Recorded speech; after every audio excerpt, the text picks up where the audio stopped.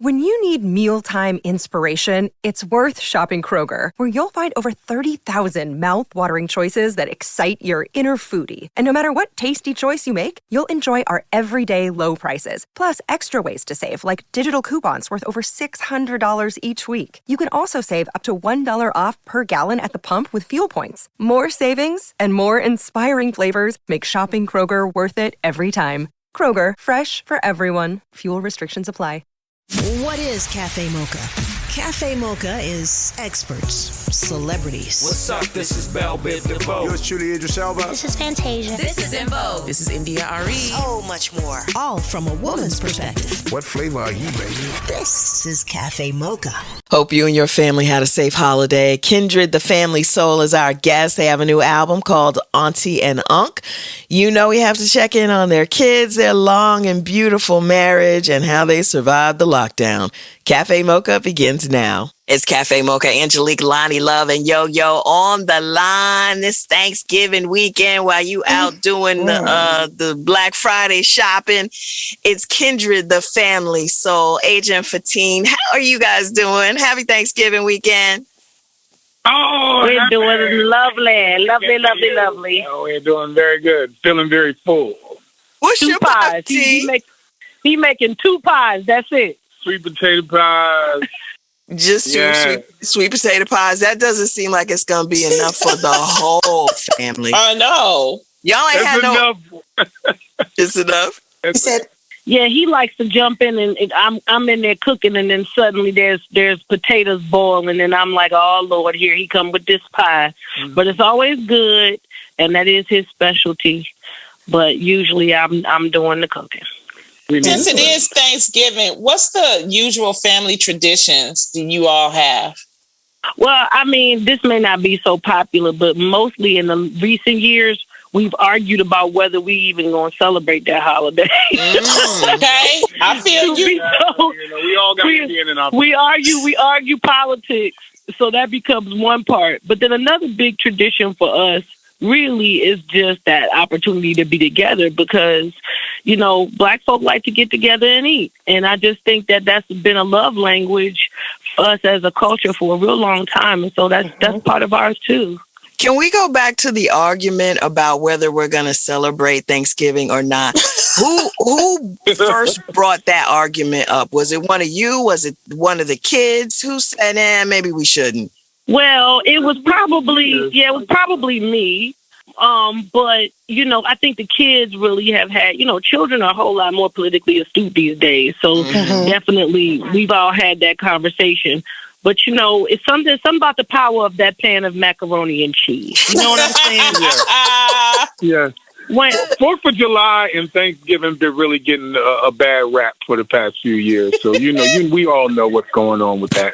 And, you know, the progression of people and thoughts about some of the different things that have existed for a long time that we've never really uncovered the layers of. So, you know, we're just trying to be respectful to, of course, all of our family members and friends and people who share in the tradition, you know, of Native Americans as well. So, you know, we're just trying to be thoughtful. You guys have a real big family, and it is really nice when you can get the entire family together because, like you said, for history, our tradition has been that soul food. What are you most thankful for this year? Good health. Being back on the road and getting an opportunity to, you know, do what it is, of course, that we love to do and that we've been blessed to do. And, you know, being able to take care of our family in the way in which, you know, we feel is necessary and that they need. And, you know, again, to have all of our children doing really well. And it's still a really good time, despite all of the different things that we've all been challenged with for the past year and a half or so. So we are grateful for those things. Asia, I just want to make sure, since the last time we saw you guys in D.C., last time we talked, you ain't had no extra kids, right? Now, here's the thing. Stop. First off, I'm 43, okay? That don't mean nothing. And the husband, hold on, I'm not saying you can't have a baby at 43. I'm saying okay? We won't be having a baby at 43. And also, my husband, and we just need to make sure this is clear. Are y'all ready? Mm-hmm. Are the listeners ready? We ready. Y'all may joke all you want to, but my husband has been fixed for 11 years. Nice. 11 years. Staying fixed. This man has had a vasectomy. He has gone and handled the physiological business required so that our family stays the size that it is. Remember that famous Allen Iverson press conference all about practice? Yeah. Not a game. We talking about practice. Right. That's all we doing these days. So how are the kids though? How have they handled the pandemic? I mean, I know you guys, anybody that's in music, and all of us were really shut down. But what has this been like for the kids to be at home in the house, not doing their sports and choir and all that stuff? What's it been like for them? Yeah, I want to take this opportunity also to just like talk about mental health, because that's really been number one on the list of things in a family as big as ours during the pandemic is, having as many personalities in the home for, there was a minute there where nobody was going anywhere really. We was going to the grocery store. I know that feels like ages ago now, but, there were times when, we all had to be here. So getting in touch with each other's needs and learning how to communicate with each other, allowing people space.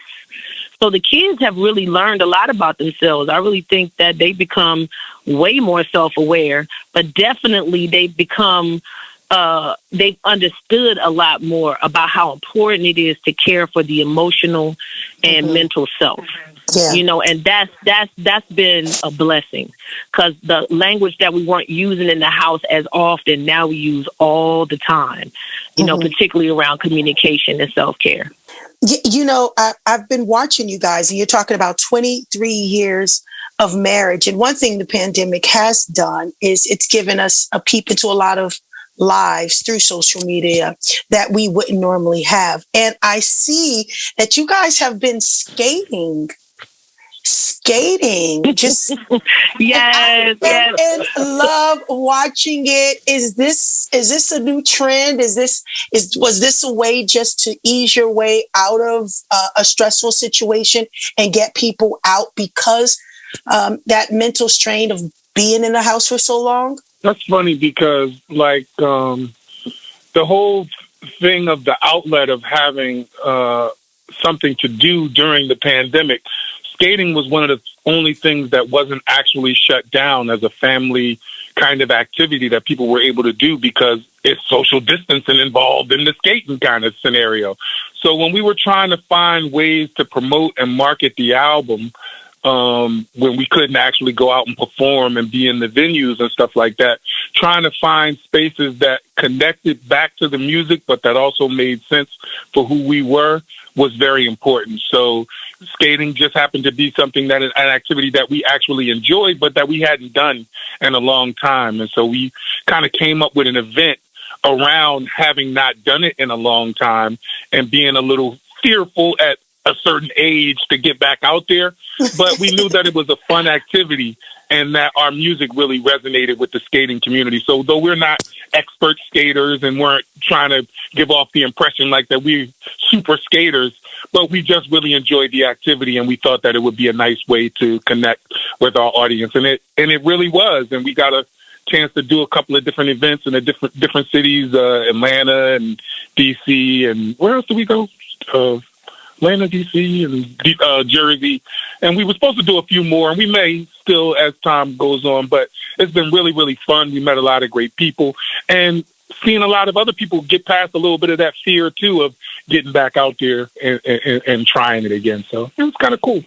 Well, let's talk about the new album, Auntie and Unc. We've been waiting on a new project from you all, so let's talk about it. Talk about the breakdown, I believe, Over the Moon, Break it Rejoice, down, yeah. Renew. Yeah, break it down, make it, made it. Ooh, you can tell I'm tired. Go ahead, Lonnie, knowing them times. Black Love Story. I mean, these are just wonderful titles. So tell us a little bit more about it. Well, during the pandemic, obviously we couldn't perform. So, we went into the studio as soon as we were able to and really didn't know what we were going to do. We just went in to have a good time, finish out some work that we had already started. But we really got going and, had a really great rhythm. And the result was our new album, Auntie and Unc.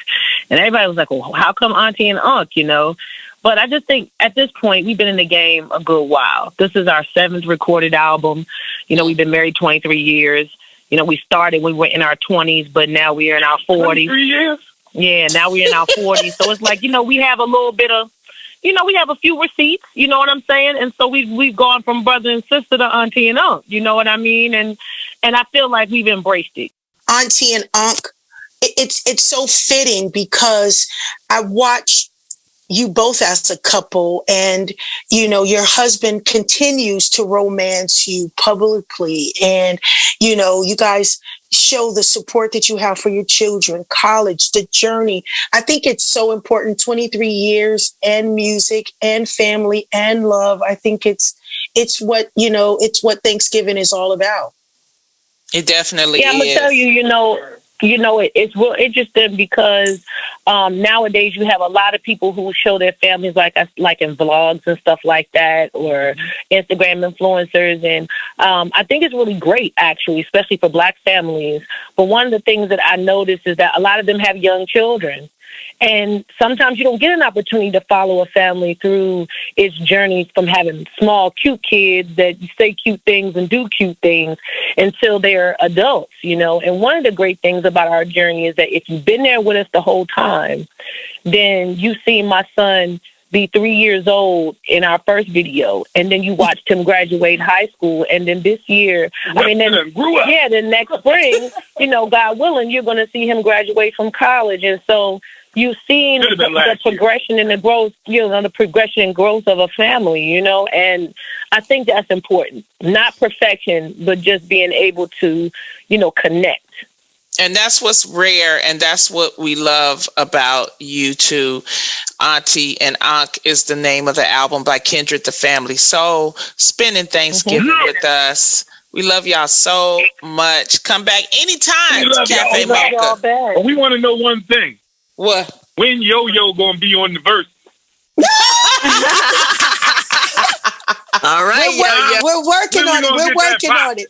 We're working on it. We're working on it. I know that's right. We love y'all. Thanks. Right here behind you, waiting for it. That's right. Happy Thanksgiving. Happy Thanksgiving, y'all. Happy Thanksgiving, y'all.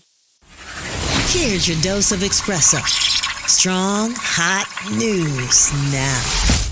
This is The Espresso. I'm Angelique. Everybody knows AJ Johnson as Juanita from Baby Boy, but for the past at least 15 years, she's been a top fitness trainer in Hollywood, a wellness coach, and now she's got her own show on TV One called Life Therapy.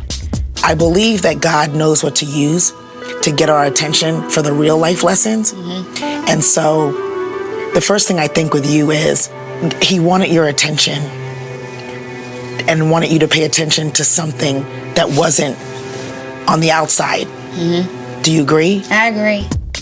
Will Smith's next Oscar-nominated performance is streaming on HBO Max. How do Venus and Serena feel about the movie King Richard? Every time I watch it, my eyes are just watering. I think it was amazing to see the family atmosphere on the set, how much Jimmy and Sanaya really acted like Serena and I, even when the cameras weren't rolling, holding hands, and it was so sweet. NBC is doing the musical Annie Live, starring Taraji P. Henson. My favorite song from the musical is Hard Knock Life. That's the show. If you want a trip to join Lonnie Love in Dubai, log on to cafemocharadio.com. Click on the Afrozone's Dubai sound off. The trip is March 3rd through 9th. It's sponsored by our friends at Afrozone's, Dubai Tourism Board, and the best international travel agents. Until next time, you can reach us on all platforms at Cafe Mocha Radio. Cafe Mocha is a production of Miles Ahead Broadcasting in partnership with Compass Media. Executive producer Sheila Eldridge. For comments, booking, or more information, visit cafemocharadio.com.